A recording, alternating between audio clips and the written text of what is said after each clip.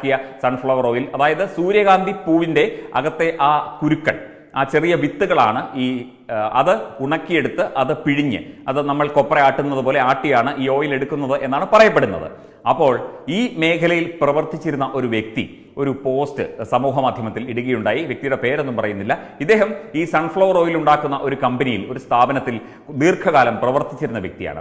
അപ്പം അദ്ദേഹത്തിന്റെ അനുഭവത്തിൽ നിന്ന് ചില കാര്യങ്ങൾ ചൂണ്ടിക്കാട്ടുന്നു. അതായത് സൂര്യകാന്തി എണ്ണ, സൺഫ്ലവർ ഓയിൽ ആരോഗ്യത്തിന് നല്ലതാണോ? അതെങ്ങനെയാണ് ഉണ്ടാക്കുന്നത്? അതിൽ എന്തൊക്കെ ചേർക്കുന്നു? ഇതൊക്കെ നമ്മൾ ഒന്ന് അറിയേണ്ടതല്ലേ? ഇതിനകത്ത് ഇപ്പോൾ പ്യുവർ സൺഫ്ലവർ ഓയിൽ എന്നൊക്കെ പറഞ്ഞ കമ്പനികൾ എന്തായാലും ഈ സാധനം പുറത്തിറക്കും. അപ്പോൾ ഇത് സ്ഥിരമായി ഉപയോഗിക്കുന്നത് കൊണ്ട് എന്തൊക്കെയാണ് ഉണ്ടാകുന്നത്? നമ്മൾ ഒരുപാട് എണ്ണകൾ ഉപയോഗിക്കുന്നവരാണ്. നല്ലെണ്ണ ഉപയോഗിക്കുന്നവരുണ്ട്, വടക്കേ ഇന്ത്യയിലൊക്കെ കടുകെണ്ണയുണ്ട്, നിലക്കടല എണ്ണയുണ്ട്, അതായത് ഗ്രൗണ്ട് നട്ട് ഓയിലുണ്ട്, പിന്നെ നല്ലെണ്ണ, എള്ളെണ്ണ ഉപയോഗിക്കുന്നുണ്ട്, വെളിച്ചെണ്ണ ഉപയോഗിക്കുന്നുണ്ട്. ഇപ്പോൾ റൈസ് ബ്രാൻ ഓയിൽ, അതായത് അരിയുടെ തവിട്, അതിൽ നിന്ന് എണ്ണ ഉൽപ്പാദിപ്പിക്കുന്നു എന്നൊക്കെ പറയുന്നു. പിന്നെ നെയ്യ് ഉപയോഗിക്കുന്നു. അങ്ങനെ പലതും, ഈ ഓയിലി ആയിട്ടുള്ള പല പദാർത്ഥങ്ങളും നമ്മൾ ഉപയോഗിക്കുന്നുണ്ട്. പലർക്കും പലതിൻ്റെയും ടേസ്റ്റാണ് ഇഷ്ടം. അപ്പോൾ ഈ സൺഫ്ലവർ ഓയിലിന്റെ കഥയാണ് പറയുന്നത്. അദ്ദേഹം ജോലി ചെയ്തത് സൺഫ്ലവർ ഓയിൽ നിർമ്മിക്കുന്ന ഒരു സ്ഥാപനത്തിലാണ്. സ്ഥാപനത്തിന്റെ പേര് പറയുന്നില്ല. അദ്ദേഹം പറയുന്നത് ഇങ്ങനെയാണ്: കർണാടകയിൽ ബിഥാർ എന്ന സ്ഥലത്ത് സൺഫ്ലവർ ഓയിൽ കമ്പനിയിൽ ഇദ്ദേഹം ദീർഘകാലം ജോലി ചെയ്തിട്ടുണ്ട്. മലയാളി മാത്രമല്ല, തലയ്ക്ക് വിവരമുള്ള ആരും ഇത് ഉപയോഗിക്കില്ല എന്ന് പറഞ്ഞുകൊണ്ടാണ് അദ്ദേഹം ആ എഴുത്ത് തുടങ്ങുന്നത് തന്നെ. അതായത് തലയ്ക്ക് വിവരമുള്ള ആരും ഈ സൺഫ്ലവർ ഓയിൽ അല്ലെങ്കിൽ സൂര്യകാന്തി എണ്ണ സ്ഥിരമായി അല്ലെങ്കിൽ ഉപയോഗിക്കുകയില്ല എന്നാണ് അദ്ദേഹം പറയുന്നത്. അദ്ദേഹത്തിന്റെ അനുഭവത്തിൽ നിന്നാണ് കേട്ടോ. മലയാളി മാത്രമല്ല, തലയ്ക്ക് വിവരമുള്ള ആരും ഇത് ഉപയോഗിക്കില്ല. സാധാരണ സൺഫ്ലവർ സീഡ് കറുത്തിരിക്കും. അത് ഒരു സൂര്യകാന്തി വീട്ടിലുണ്ടെങ്കിൽ നിങ്ങൾക്കത് പൊട്ടിച്ച് നോക്കിക്കഴിഞ്ഞാൽ മനസ്സിലാകും. ഇത് ആട്ടിയാൽ കറുത്ത് കൊഴുത്ത് വഴുവഴുപ്പും ദുർഗന്ധവുമുള്ള ഒരു എണ്ണയാണ് കിട്ടുന്നത്. ഇതിൽ ആക്ടിവേറ്റഡ് കാർബൺ, ബ്ലീച്ചിങ് എർത്ത് എന്നീ കെമിക്കലുകൾ ചാക്ക് കണക്കിന് ചേർത്ത് 300 ഡിഗ്രി സെൽഷ്യസിൽ തിളപ്പിച്ച് അതേസമയം തന്നെ കടഞ്ഞെടുക്കുന്നു.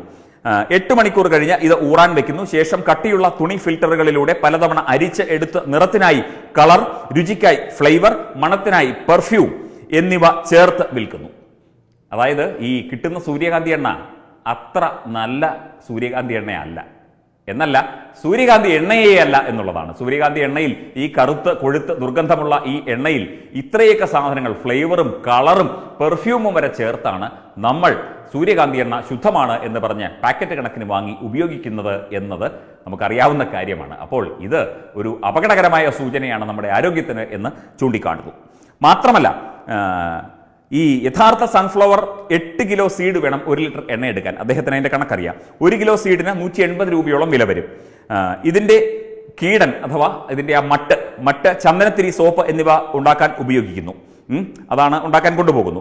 ഈ ഓയിൽ കഴിച്ചാൽ ബ്ലഡ് ക്യാൻസർ ആണ് ആദ്യത്തെ സൈഡ് എഫക്ട് അല്ലെങ്കിൽ ആദ്യത്തെ അവസ്ഥ.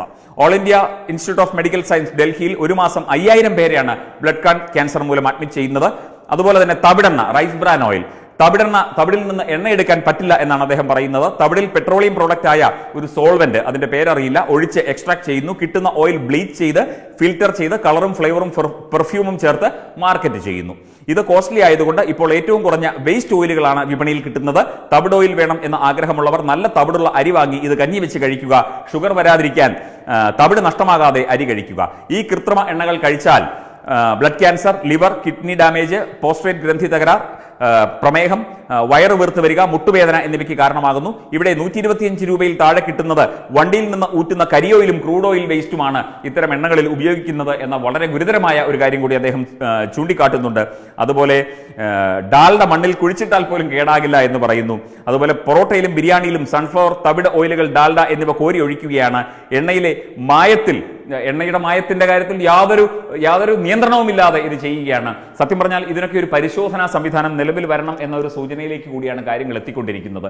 നമുക്ക് എണ്ണ എന്ന് പറയുന്നത് നമ്മുടെ ജീവിതത്തിന്റെ ഭാഗമാകുന്നിടത്തോളം കാലം അത് നമുക്ക് ഉപയോഗിച്ചേ പറ്റൂ എന്ന ഒരവസ്ഥയിൽ പലതരത്തിലുള്ള എണ്ണകൾ, അതായത് ഓയിൽ എന്നേ പറയുന്നുള്ളൂ. ഈ ഓയിലുകളെല്ലാം ഇത്തരത്തിൽ കെമിക്കലുകളും രാസവസ്തുക്കളും മറ്റ് വിഷവസ്തുക്കളും ചേർത്താണ് ഇതൊക്കെ പ്രോസസ് ചെയ്യുന്നത്. ഇതൊക്കെ പരിഷ്കരിച്ച് ഇതൊക്കെ പ്രത്യേക രീതിയിൽ കുപ്പിയിലും പാക്കറ്റിലുമാക്കി നമ്മൾ കഴിക്കുന്നത്.